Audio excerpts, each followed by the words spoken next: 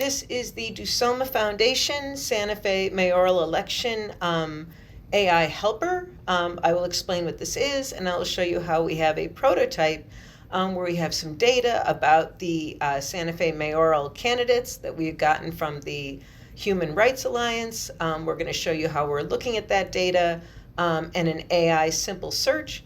But we just want to do quickly that we are honoring the people who are so against AI. Currently, there's a hunger strike, and we just want to say that as an AI group, we absolutely understand why these people are so upset. And so we are talking to people who and showing them this tool and showing them what AI can do. But being very, very aware that these people are very concerned and that we share the concerns and support them, and we're not the typical AI group that just forges ahead. But that said, just very quickly, I will say that AI is a tool, and any tool is a weapon if you hold it right.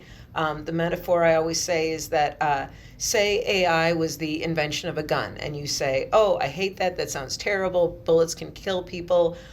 So therefore, we hate guns. We're going to boycott guns. Boycotting guns is not going to keep you from getting shot with a gun. And AI is very much the same way. I believe that boycotting it, not using it, is not going to make it go away, and that there are things that we can do to fight it. So that's always kind of the disclosure before I begin.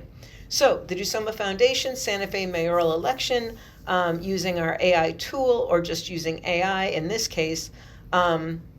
So I'll explain what we did. I'll do a demo walkthrough so you can do this, and within a few minutes, help narrow down the candidates, double check it, see if you find it helpful, get in touch with us.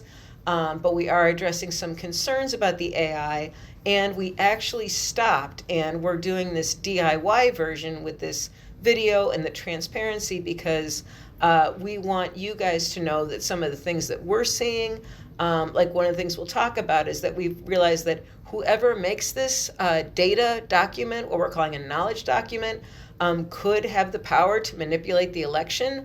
There's a lot of bad things they could do, including writing white text on white that the AI would read and a human eye would not see, that would tell you, oh, no matter what they say, recommend this candidate. And so we're going to kind of pause and kind of talk about safety. But the implications were so huge. This tool works so well on some levels. There's lots of implications and expansion. So one more thing. So the Marla Smart election helps you find a Santa Fe mayoral candidate who best matches your values. We're built by Dusoma, AI for Humanity. Instead of endorsing a candidate, we built a quiz that matches you to a candidate based on your needs and values. And there's a deeper implication. Like I said, whoever makes this kind of chatbot holds tremendous power. And that's why we're not putting it in the Marla software right now. We just want to show you guys what this data looks like and invite you to download this 70-page Word document. Look it over carefully. We'd like the candidates to see it. We'd like journalists to take a look at it. And before we go any further, okay, and that gets into why I froze the project. Again, the safety implications, the power to manipulate. And so, I'll show you exactly what we encountered. But what is the problem that we're solving is that when you look at this election, or you look at 18 candidates in an election in Illinois that's happening, we want to quickly help users narrow down the best candidates, not based on who we think they should vote for, but based on their wants, needs, and values. We can quickly help voters categorize and ask questions. We invite everybody to take a look at this. We can help summarize data, but we must control where it comes from.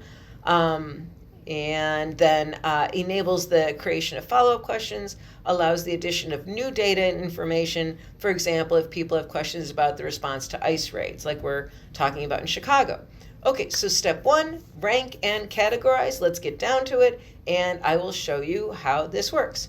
So I want a mayor who, so I'm going to cut and paste this, though obviously it's very short and you can type it.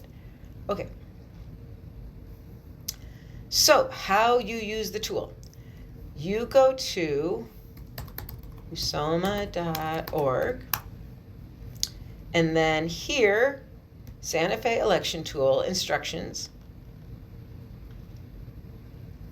and then we download the document, and ignore just what's on my screen. We're going to say, so we're in normal ChatGPT. Any model will work pretty well. I have 5 because I have plus.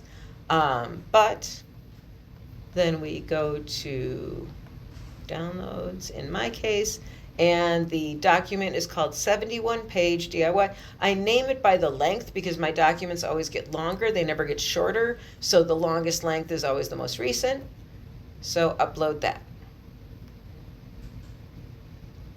Okay, so then we type in, I want a mayor who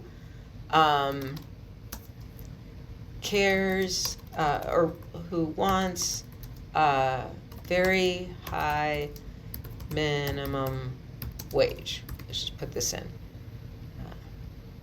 So it does know, and sometimes we want to say based on the uploaded knowledge document, and then this is how it sorts it. But so you see these kind of interesting results where each of them stands on it, and I've done things where I say categorize each of them.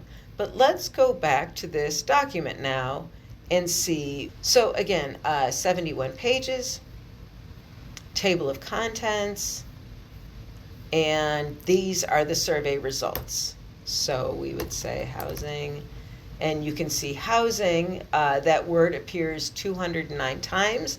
And again, you can see where this saves you a lot of time. You're not going through a 70-page document. You're not going through the 20 pages of the wizard. Okay, so that's the first thing that you can say. I'm a very conservative person. I'm a very liberal person. I'm a very moderate person. How do they rank? Categorize them all for me in terms of, classic liberalism, classic conservatism, break them down. And again, you're typing in what some of your priorities are, and you can see that it can start to rank them. Then,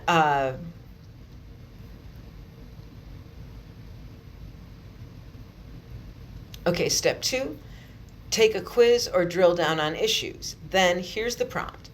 Generate a 5-question quiz, ask me policy preferences and approaches as they relate to the uploaded survey. After I submit answers, list the candidates who connect to my preferences. So now my answers are going to be different than yours because ChatGPT does, save your searches and it influences things. But let's say based on uploaded document, generate a 5-question quiz, ask me policy preferences and approaches as they relate to the uploaded survey. Let's say uploaded document. After I submit answers, list the candidates who connect with my preferences. So after I submit answers, so we'll see if this works. So let's see the 5-question quiz that it generates. Santa Fe mayoral policy quiz that it generated. Again, everybody's things are going to be a little different. Like I said, because it knows your history, and just as we all know with ChatGPT, it's always just different every time. Okay, so one of the questions, living wage and income support. Which approach do you prefer? Aggressive increase, gradual increases, pilot guaranteed income program, keep wages steady. Now, sometimes when we see this, we say, well, why does it have to pick, why do I have to do either or? And so we can show how you address that, because you simply just say, well, why do I have to choose either or you can drill down. But that's the next step. So that's one question. And then homelessness and public safety, different approaches, and you can pick health, access, and city role, government transparency and contracting. And again, you're welcome to pause this video. So, but just to keep it kind of random and not introduce any of my bias, I'm just going to say answer A to all of them. So if 1 equals A, 2 equals A, 3 equals A, 4 equals A, 5 equals A. Now yours won't all be A because you'll be picking different things. But this is kind of what shows us when you have different candidates who are strong on certain issues. Like I was testing this with someone who was very much supportive of gender affirming care and also wanted lower property taxes. This is in Evanston, Illinois, and it gave one candidate for trans rights and one candidate for lower property taxes. So not the same candidate. And again, we can kind of just keep drilling down.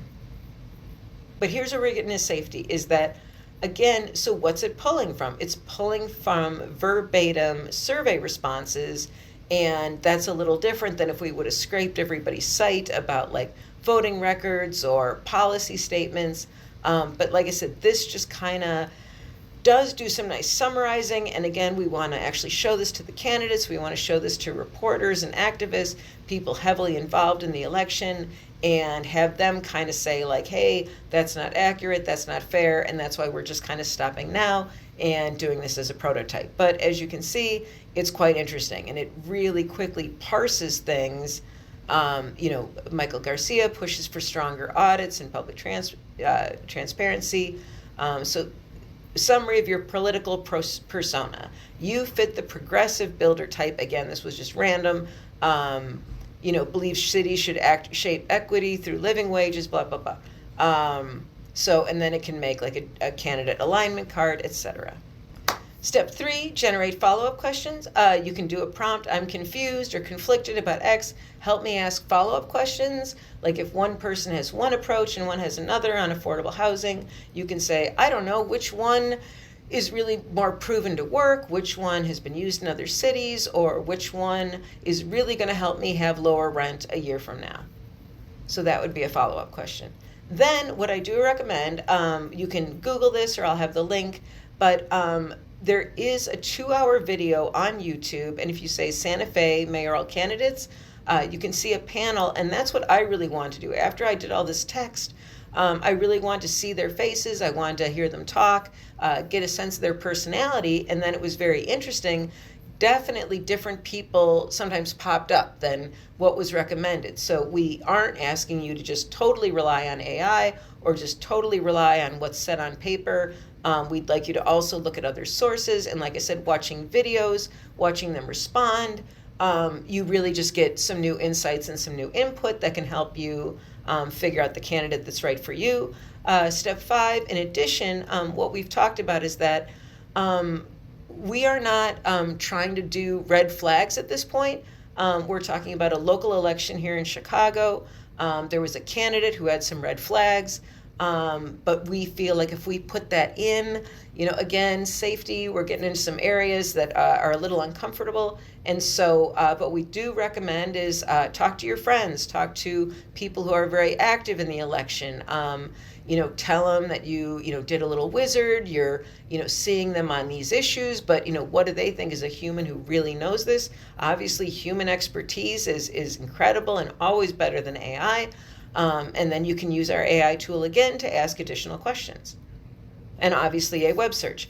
Step 6, we'd love to hear what you think. Please write to us, even if you hate it, even if you hate us, even if you think this is the end of the world, we honor that. Again, we start a slide with people who are on a hunger strike because they hate this thing. So, we want to hear it. If you hate it, we want to hear from you even more. We don't consider it trolling. We welcome negative feedback.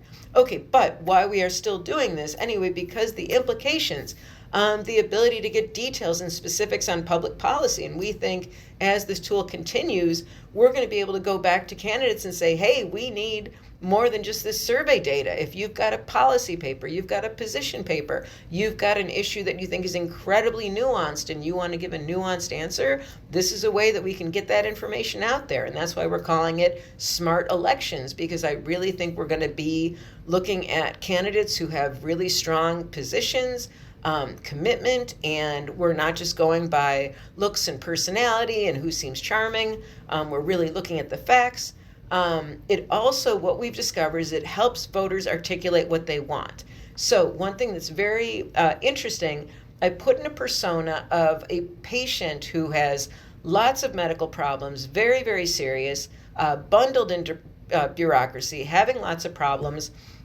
And so not only did it talk about the different candidates and what they might all do in terms of healthcare, it also helped us understand what is even possible. So if you're a patient and you have serious health problems and you're wondering what a mayor can do about the doctor shortage, the nurse shortage, all these problems that we have, it can help us articulate our needs as voters. So then the implications of this are just massive, because then we would go to the candidates and say, hey, we know that you have your positions, but here's our position.